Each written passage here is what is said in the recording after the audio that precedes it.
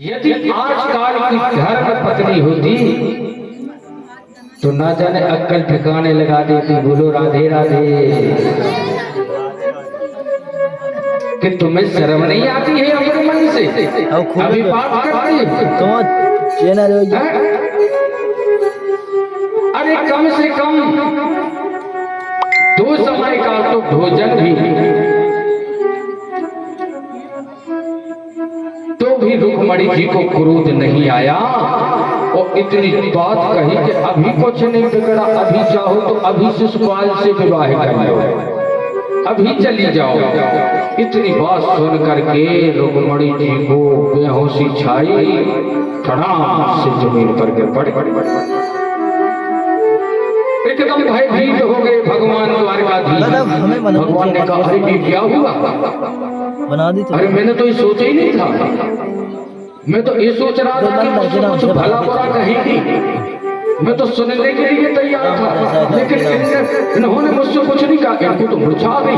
भगवान द्वारकाधीश श्री चतुर ध्वजा रूप में धारण करके किसी हाथ से पंखा झलाने लगे, किसी हाथ से पसीना पोंछने लगे, किसी हाथ से चरणों को दबाने लगे और एक हाथ से जल पिलाने लगे, सेवा करने लगे। रुक्मणी जी को उठाया, एक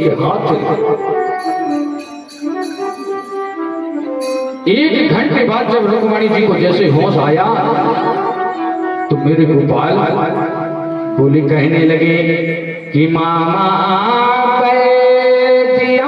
सूर्य था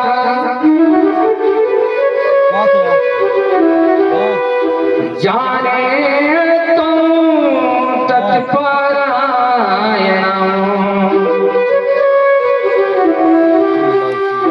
त्वचा श्रोतिका वेदा शुभेलस्य चरितं मंगले। मेरे को बहन में गए नेत्रों से आंसू आ गए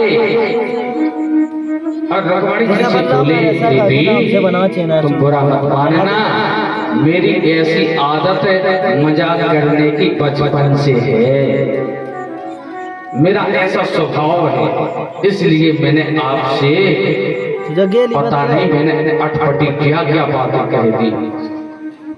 कभी क्रोध आपके चेहरे पर देखा नहीं, इसलिए मैंने अटपटी बातें कही कि कुछ 2-4 बात मुझे भी सुनने को मिलेगी।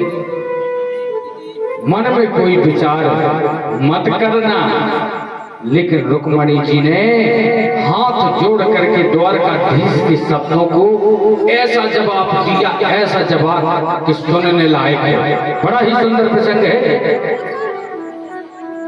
रुक्मणी जी ने कहा कि आपने भगवान कुछ भी गलत नहीं कहा है। आपने तो ये कहा कि मेरा तुम्हारा मेल क्या, मेरा और तुम्हारा मेल क्या। अरे तुमने विवाह क्यों किया? बिल्कुल सही कहा। अरे कहाँ प्रकृति सरकार से आबद्ध में एक नारी और कहाँ प्रकृति से परे आप पुराण पुरुषोत्तम। मेरा आपका मेल है ही कहा। अरे ये तो कृपया करके आपने मुझे अपना लिया, ये मेरा सौभाग्य है। बड़ो लाकारी। दूसरी बार आपने कहा कि मेरे माता और पिता का पता नहीं। मैं भी आपसे पूछना चाहती हूँ, लिख के अरे माता पिता का पता नहीं, तुमने विवाह क्यों किया? रुक्मणी जी कहती है, मैं पूछती हूँ आपसे, क्या आपके भी माता पिता होते हैं? अरे आप जगत पिता हैं, गुरु जगत के आधीश्वर है, तो केवल आप हो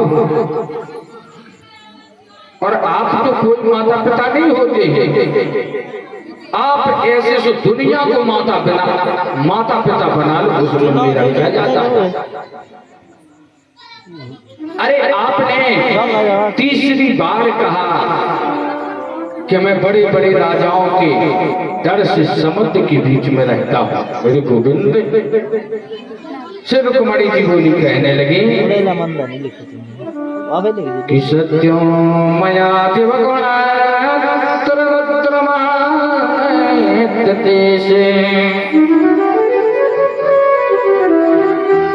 समुद्रम मात्रयात्मा अब तो है कम। नित्यं कथेन्द्र गुणैः कृते विग्रस्वा सत्वसे प्रथम विदितं तमोध्वजः। अरे जिस हृदय में अविद्या स्मृता राग द्वेष अभिवेश और शत्रु बैठे हुए, मंदा लिख उस हृदय में आप वास नहीं करते। आप तो आत्मा रूपी समुद्र में ही वास करते। चौथी बार आपने कहा कि मैं काला हूँ। हे भगवान आप बताइए, आपने कहा कि मैं काला हूँ नहीं लिखो सही। और काले से तुमने विवाह किया। काट रुक्मणी जी बोली, कहने लगी महाराज मंदिर मंदिर लिख। काले होकर के जब तुम कितना कमाल करती हो, छोटी तो गोरे होते तो पता नहीं क्या करते। यदि न दिला तो मैं होते लगी,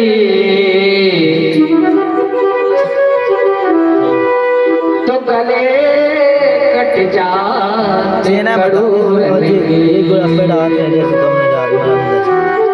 अरे नंदलाल, काले होकर के भी जब तुम इतना कमाल करते हो, यदि गोरे होते तो पता नहीं क्या करते।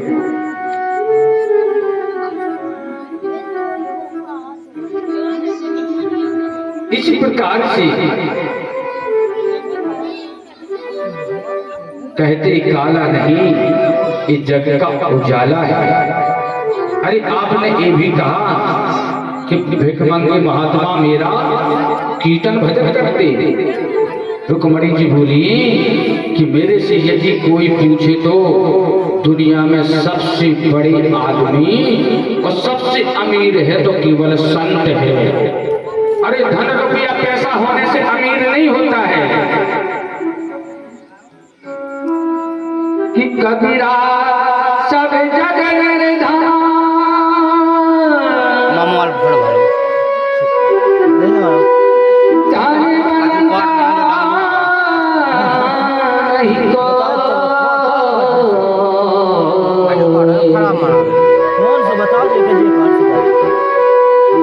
धनवंता सोई जानियो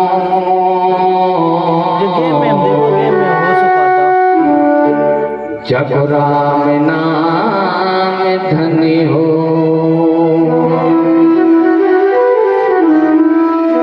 कि जब राम नाम धनी हो।